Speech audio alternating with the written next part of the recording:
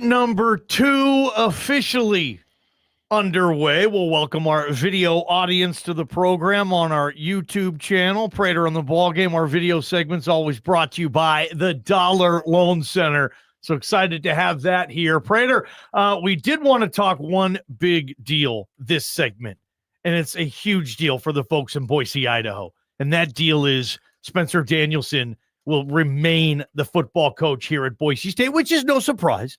But, Prater, different tax bracket, if you will, possibly, and just the position. Spencer Danielson is now the second highest paid coach in the conference, greatly up from last year. Only Dan Mullen at UNLV is making more, but let's get the nuts and bolts of this thing. Your thoughts, Spencer Danielson. By the way, the buyout, $3.5 million. That's what it's going to cost another school if they want to poach coach after this year, but you're the contract man, Prater. This guy has to get approved by the State Board of Education.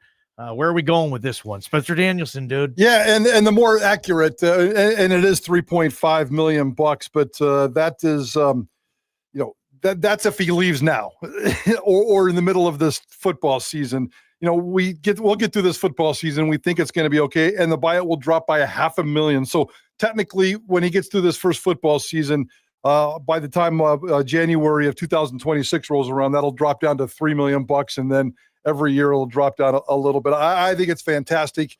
This is it's really hard to sit here and say that Spencer Danielson deserves Chris Peterson money, but Spencer Danielson deserves Chris Peterson money. Spencer Danielson, who is just one full football season, right? Am I right? One full football season is now making as much money at Boise State as Chris Peterson was when he left Boise State. Chris Peterson in 2012 was making over $2 million at Boise State. The only time, the only season, the only year that a Boise State football coach has ever made $2 million.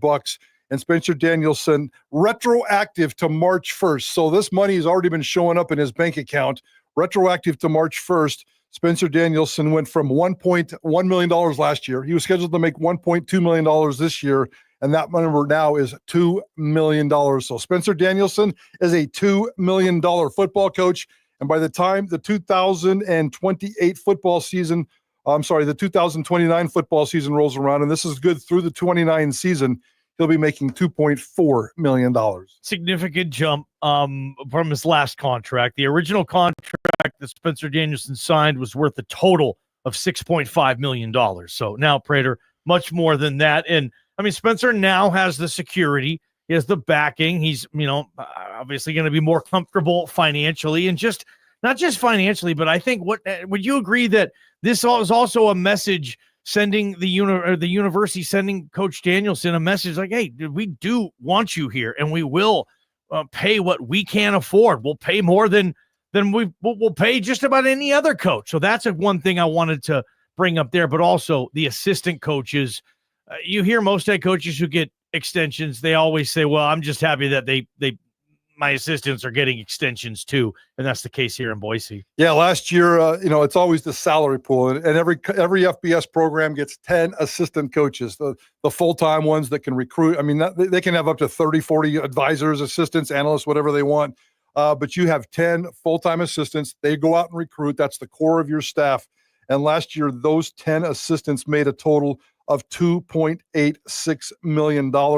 Cutter was the highest paid coach, obviously, at $460,000, followed by defensive coordinator Eric Chenander. Cutter is gone now. So Boise State's assistant salary pool has gone from $2.86 million to $3.335. It's close to a 30% raise. The 30%, I think, also includes Danielson's numbers. So they've increased the entire football budget by 30%. Last year, the entire football budget was $3.96 million. That's just for the 11 coaches. That number now is $5.335 million. That is a significant investment in Boise State football. 11 men, 11 football coaches trying to make a difference. Chenander is now the highest paid coach on this staff at $550,000. Nate Potter, the offensive coordinator, is at $460,000, and it goes down from there. The two bottom coaches, Demario Warren, the cornerbacks coach, $260,000. Edge coach Jabril Frazier, $200,000. I do want to spend a couple minutes here talking about James Montgomery. James Montgomery was a respected football coach, running backs coach at Fresno State. He came over here. He played a massive role in Ashton Genty. He played a massive role in bringing over Malik Sherrod. He is the third lowest paid coach on this staff, making $285,000. The offensive coordinator, Nate Potter's making $460,000. James Montgomery's making $285,000. That feels a little low. And running backs coaches, I don't know if they get the short end of this stick in a lot of cases because the quarterback coach is their big deal. Then the OC has to get all this. And then you got the DC, and it's kind of the running back coach and the position, how it's been valued the last years. Maybe the position coach is valued there. But, I mean, who had a better year down there in a coaching standpoint than our boy J-Mo, man? Yeah. I mean, with that, getting Genty to where he needed to go, obviously, but behind him and what they did with George Holani, he had him as well. Yeah. And just getting this young stable ready to keep going.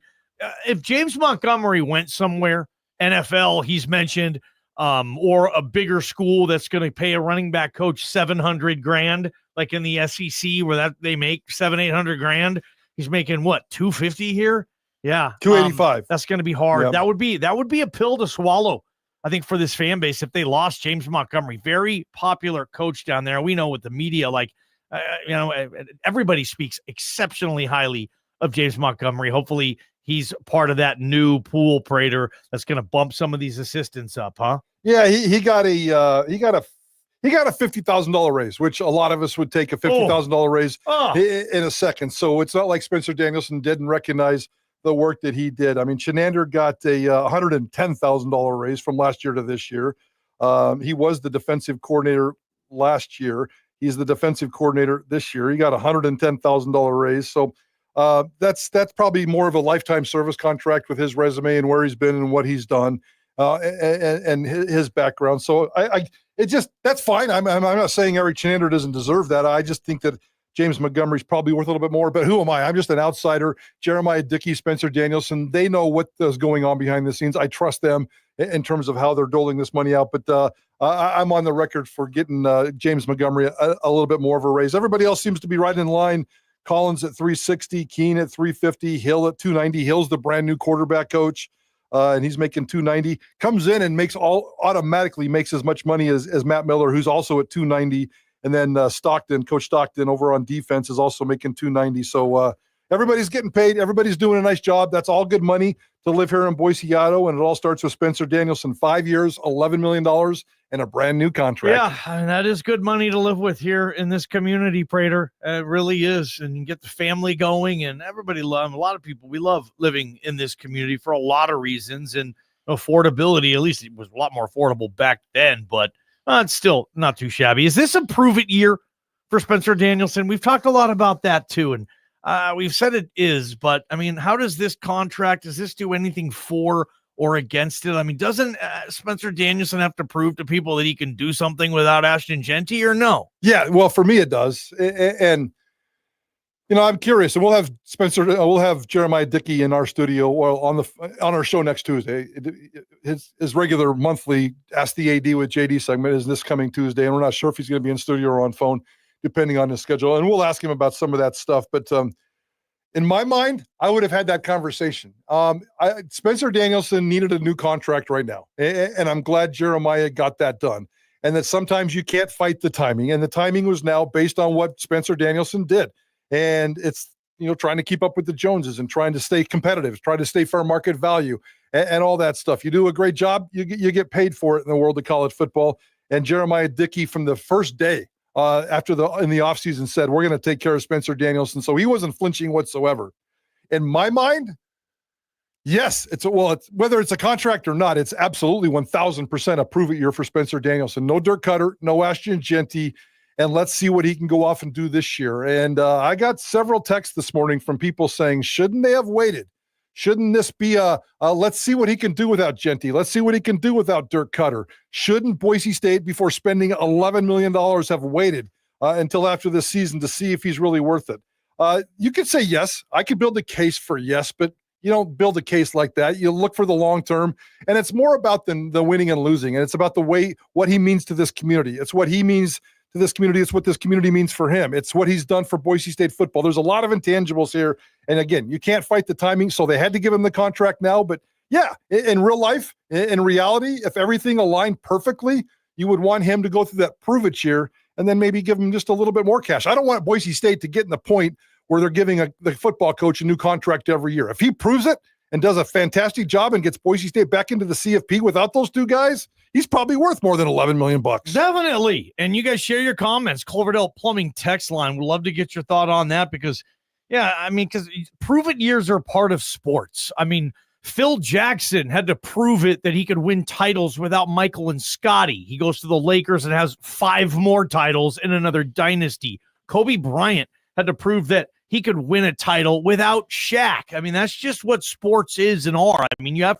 prove it years sometimes. No question for Spencer Danielson, who had Genty and Cutter last year. Prove it after him. But I think he needed to get this raise. After last year, 100%. He needed this raise, and I totally understand it. Like in 2 years, I'll just throw it out there. If you're 7-5 next year and then 8-4 the following year after that, and you're looking at this deal, and then all of a sudden it might look a little different, but I don't even care at that point. It's a couple $1 million for Spencer Danielson. Like you said, all the ancillary stuff, everything else that comes with this program. Spencer Danielson is, a genius level in my opinion. I don't know if I've seen people do it better.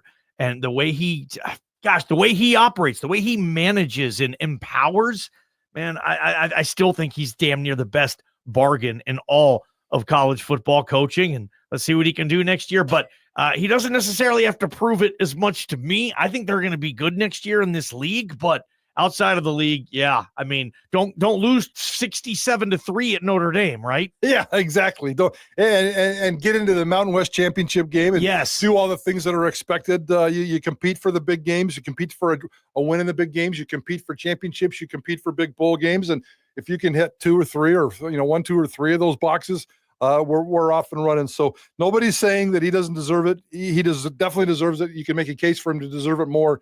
And I think it's really cool. The big part for me is the assistant salary pool. That's just massive for me. That's really, really important and so huge for that to happen. And they're spending money down there, as we talked about earlier in the show. Jeremiah Dickey earlier this year got a brand new contract, and on Thursday, he will already reach the first retention bonus in his contract. He's going to get $75,000 dropped into his bank account on Thursday morning.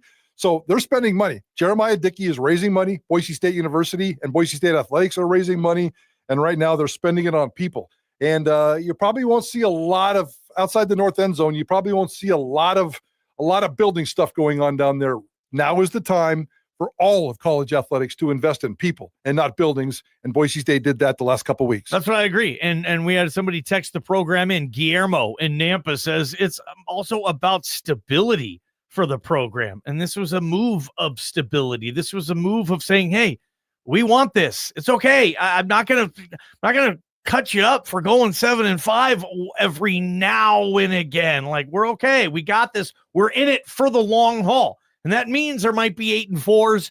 There was a 7-5. Andy Avalos' first year, correct me if I'm wrong. There were 7-5. And those seasons can happen. But no, this was a stable move, I think. And dude, Spencer Danielson, my real question, when his contract, when this kicks in, is he the guy that wakes up in the morning, grabs his phone, pulls up his bank app, and then sees that what the new check looks like compared to the last one? I love doing that, by the way. When you get a new raise, you're like, oh, okay, so this is exactly what it's figuring in. And I wonder if Daniels, do you think that you say, what you say? You said, what's his face doesn't do? Jeremiah doesn't. He won't on Thursday morning. He won't go straight to his phone banking app and look.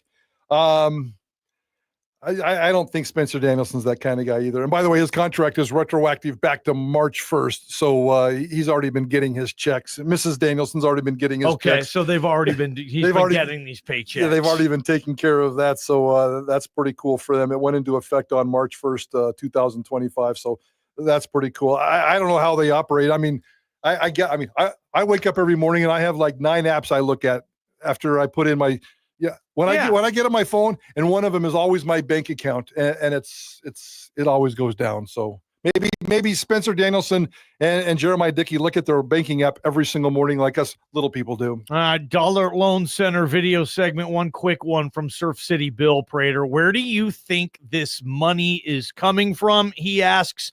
Board of Education realizing Boise State athletics is important? I don't think the State Board of Education has nothing to do with this. As a matter of fact, some of these coaches don't even have to. If you have a contract under $300,000, Hill, Miller, Stockton, Montgomery, Orrin, Frazier, you do not have to get State Board of Education based on that number. The rest of them do. None of this money comes from state taxpayer money. None of this money comes from the state legislature. It's just Jeremiah Dickey and his team out there raising cash and putting it into the general operating budget and spending it as possible. So you still have to go off. If you make over $300,000, you still have to go off and get State Board of Education approval. Those are all rubber stamps, but I'm not giving the State Board of Education a single ounce of credit over this. Okay. You hear that, State Board of Education? No credit. Nope, not from happening. Michael Forrest Prater, and that's why you listen to Idaho Sports Talk. Heck yeah. Pac-12 has a TV situation for 2025. What's going to happen after that? I don't know. Let's talk TV numbers. ESPN and Boise State. Don't tease me, Prater. KTIK the ticket. From the Beacon Plumbing Traffic Studio, this is